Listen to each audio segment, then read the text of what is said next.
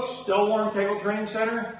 I'm here at home and getting ready to demonstrate a couple of drills because we're getting a lot of phone calls and emails right now because everybody's dealing with the crisis around the world.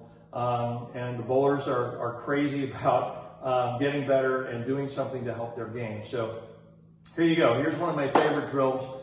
Now, as you know, in the last 6 months or so, I've been really focused on improving swings and body alignment to the target line.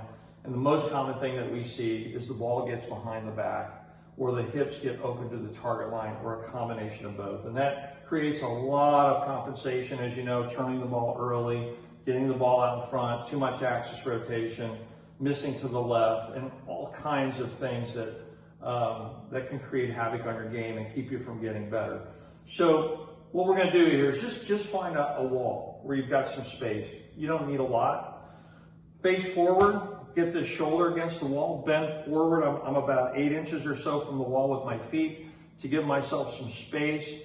We're gonna put our right shoulder against the wall and our head.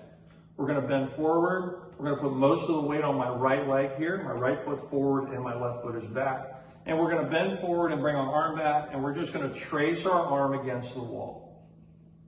Now, for those of you that do have swing behind your back, it's gonna feel like your arm is way away from your body, and that's what it's supposed to feel like. And you can just do 100 or so a day. Bend forward, feel the load in your right leg, take a step forward, keep this same position with your shoulders against the wall. Okay? Okay?